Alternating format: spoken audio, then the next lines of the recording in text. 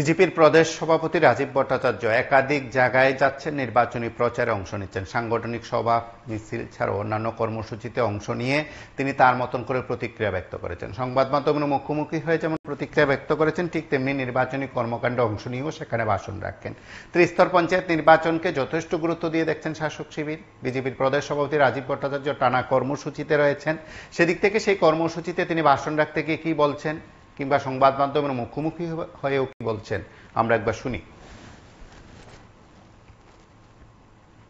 একমাত্র সিপিএম আর কমিউনিস্ট, আর এই মিথ্যাবাদী দুটো দল আমরা 25 বছর থেকে সিপিএম রাজত্ব করছে আর কংগ্রেস বিরোধিতা করছে।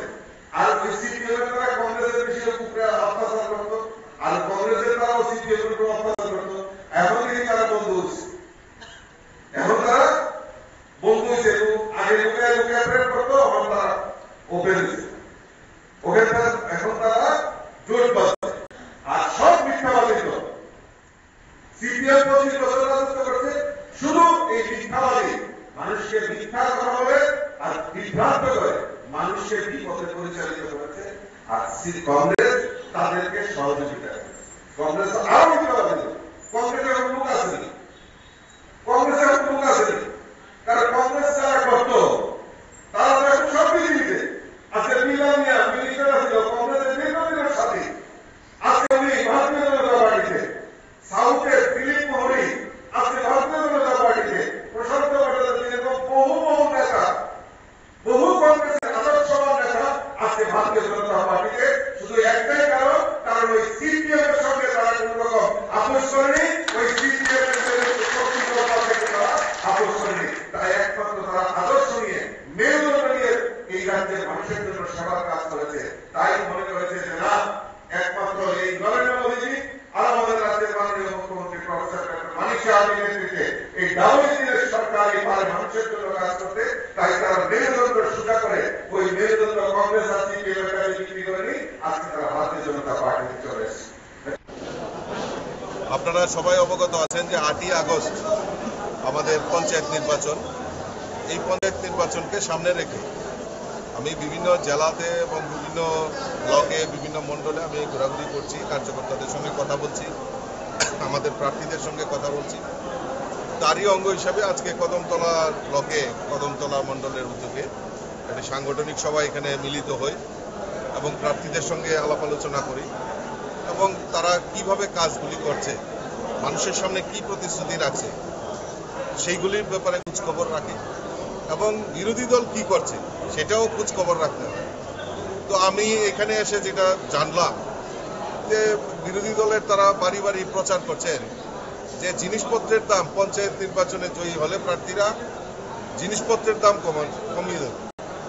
আরেকটা সাম্প্রদায়িক সুরসুরি এই কমিউনিস্টরা এখানে দিচ্ছেন, এই কদমতলা বিশেষ করে। তো আমি তাদের কাছে প্রশ্ন রাখতে চাই যে এই ত্রিপুরা রাজ্যে সাম্প্রদায়িক সুরসুরি দিয়ে আর রাজনীতি করা যাবে না।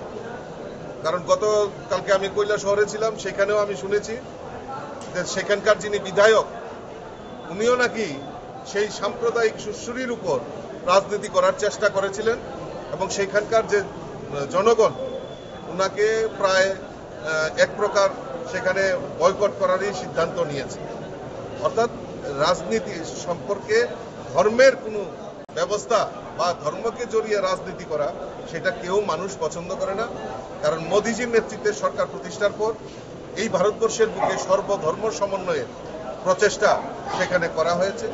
আজকে যারা সাম্প্রদায়িক সুরসুরি দিয়ে কমিউনিস্টরা কথা বলছে, আমি তাদের কাছে প্রশ্ন রাখতে চাই যে 25 বছর তো আপনারা সরকারে ছিলেন, এই 25 বছরে রাজ্যে মুসলমানদের তাদের জন্য আপনারা কি কি কাজ করেছেন?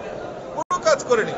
সরকারি কর্মচারী সিপিএম এর সময় 0.5%, অর্থাৎ 200 জন সরকারি কর্মচারীর মধ্যে একজন মুসলিম সরকারি কর্মচারী ছিল। আর আমাদের সরকার আসার পর, বিজেপি সরকার আসার পর এই 6 বছরের সরকারে 7% মুসলিম সরকারি কর্মচারী এবং মুসলিম টিসিএস অফিসার তাদেরকে সেখানে দেওয়া হয়েছে। অর্থাৎ এই যে মুসলিম সম্প্রদায়ের যে শিক্ষার মানই হোক, সামাজিক মানই হোক, আর্থিক মানই হোক, তাকে উজ্জ্বল করার, তাকে ডেভেলপ করার জন্য আমাদের সরকার, আমাদের মোদিজি সরকার, আমাদের রাজ্যের সরকার সেই প্রচেষ্টা করছে। কাজেই সাম্প্রদায়িক সুরসুরি দিয়ে আর রাজনীতি করা যায় না।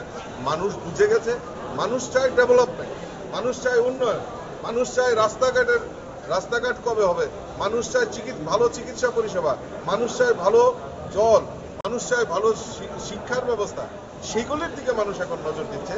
আর ওই কংগ্রেস কমিউনিস্টরা এখনো সেই সাম্প্রদায়িক সুরসুরি আর আবল তাবল মিথ্যা প্রচার করে ভারতীয় জনতা পার্টি অর্থাৎ শাসক দলকে হেয় প্রতিপন্ন করার চেষ্টা করছে। আগামী পঞ্চায়েত নির্বাচনে 8ই আগস্ট তার উপযুক্ত জবাব আমাদের রাজ্যের জনগণ তাদেরকে দিয়ে দেবে।